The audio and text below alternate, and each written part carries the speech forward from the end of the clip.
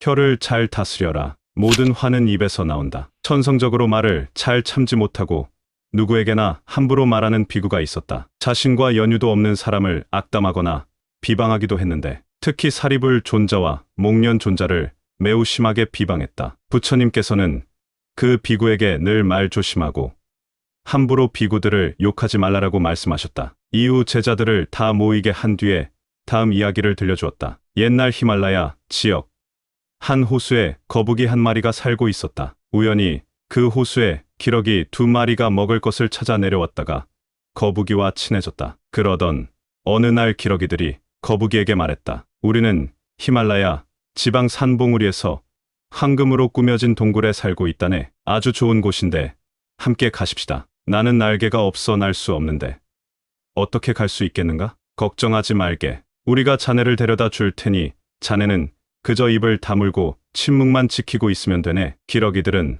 막대기 하나를 준비해 거북이에게 그것을 물게 하고 자신들이 양쪽 끝을 물고 허공으로 날아올랐다. 이렇게 셋이 하늘을 날아가고 있는데 아래에서 이 광경을 본 사람들이 말했다. 저길 봐.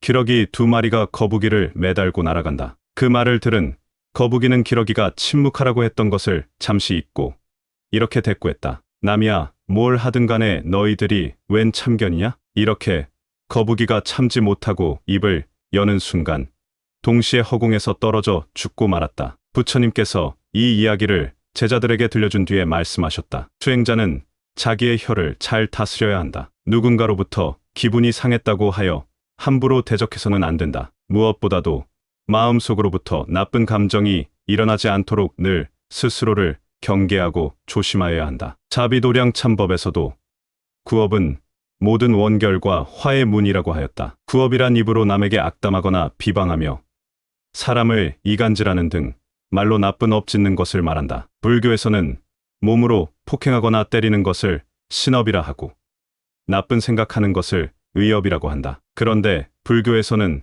세 가지 업 가운데 구업 조심을 가장 강조한다. 많은 공덕을 짓고도 입으로 다 까먹는 이들이 있으며 말 한마디로 철천지 원수가 되기도 한다. 반대로 말 한마디로 천냥 빚을 갚는 경우도 있으며 상대에게 좋은 말을 하거나 칭찬함으로써 서로 좋은 인연을 맺기도 한다. 이렇게 입은 복덕을 심는 근원이 될 수 있다. 좋은 결과이든 나쁜 결과이든 모든 일의 원인은 자신의 입에서 만들어진다. 어느 사찰에서나 독경을 많이 하는 천수경, 첫머리에도 정구업진언, 입으로 지은 행위를 청정하게 하는 진언이 등장한다. 경전 독송 첫머리에 이 구절이 나오는 것은 경전을 독경하기 전에 입을 청정하게 한 뒤에 기도를 시작하라는 의미이다. 또한 평소 입을 통해 사람과 악연을 짓고 입을 통해 실수를 많이 한다는 뜻도 담겨 있다. 왜 누워서 침을 뱉는가? 부처님 제3시 사냥꾼 꽃가는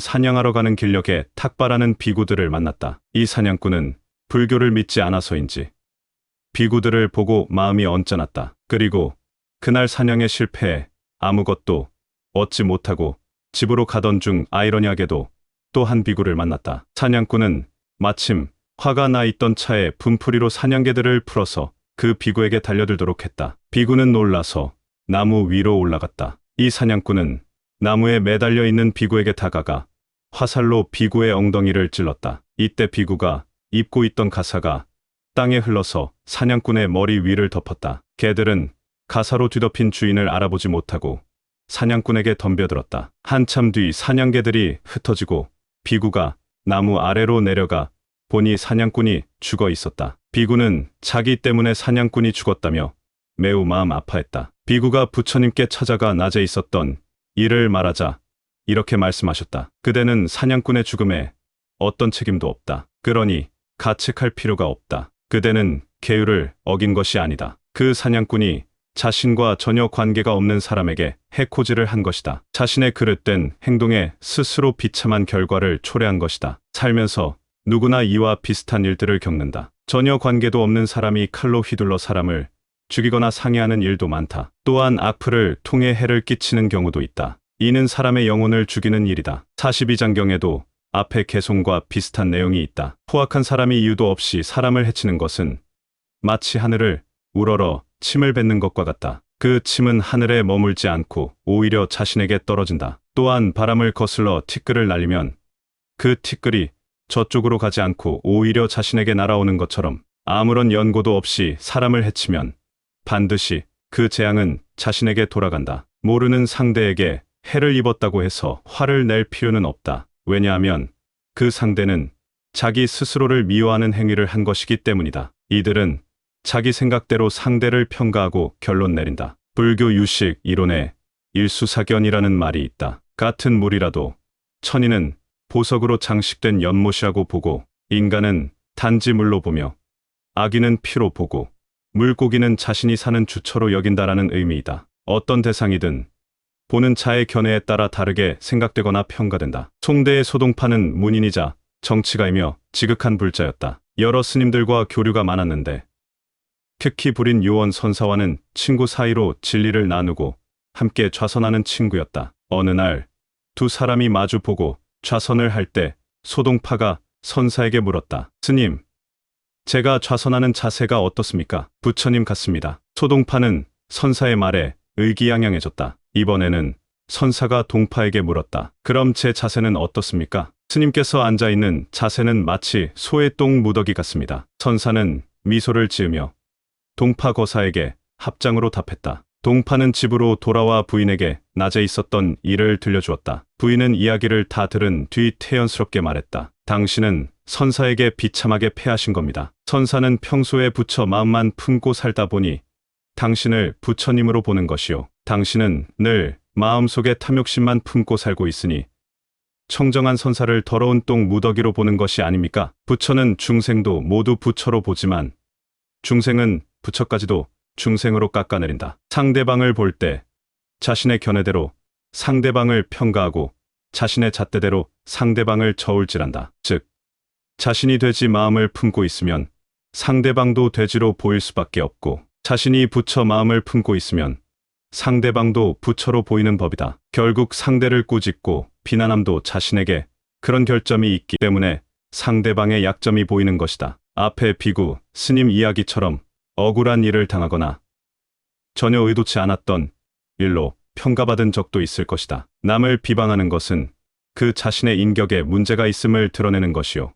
자기의 악업을 짓는 꼴이다. 상대방은 있는 그대로 존재할 뿐이다. 혹 누군가 그대를 비방하면 내버려 두어라. 누워서 자기 얼굴에 침을 뱉는 것과 같은 이치이다. 상대가 내세우는 옳고 그름에 휘말려 들어갈 필요가 없다. 말은 되돌아온다. 부처님 제세시 어느 스님이 사위성 파사이광으로부터 왕궁으로 와달라는 초청을 받았다. 그런데 주변에서 어찌 청정하지 못한 비구가 왕궁의 초청을 받느냐?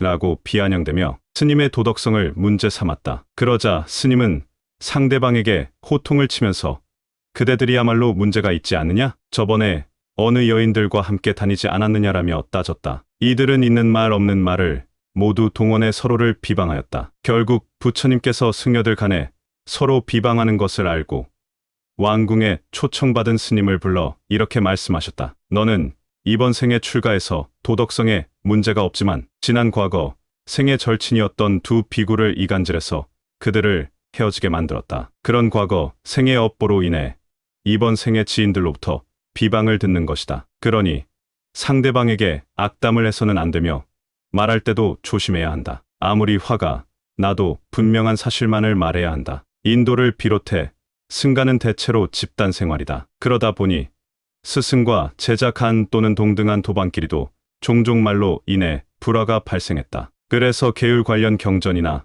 법구경 등의 언어 문제에 대한 말씀이 많다. 우리나라 스님들이 법당에서 예불하는 의식 가운데 이런 내용이 있다. 아금 청정수 변이감로다 봉원삼보전. 제가 지금 부처님께 청정한 물을 올리고 예불하는데 이 물이 감로에 좋은 차로 변화하게 해 주십시오라고 비는 것이다. 기도의 값이 부처님이 자비를 베풀어 중생에게 힘을 줍는 염두에 두기도 하지만 여기에는 두 가지 의미가 함께 담겨 있다. 첫째, 이 세상의 모든 생명들이 행복하게 변화될 수 있도록 발언하는 의미이다. 둘째, 물이 어느 종교에서나 청정의 의미로 활용되는데 불교에서도 물이 감로차가 되듯이 모든 중생의 고통이 소멸되어 행복하기를 발언하는 의미이다. 페루 인디언들은 바다에 나가 고기를 잡기 전에 낚싯대와 늘 이렇게 대화를 나눈다. 너는 바다에 나가면 고기를 많이 잡게 될 거야. 수고해. 나와 인연이 되어 고맙다라며 대화를 나눈다고 한다. 무정물에 대한 애틋함이 느껴진다. 인간만이 희노애락을 느끼는 것 같지만 무생물체도 반응을 한다. 그러니 감정의 동물인 인간은 어떠하겠는가?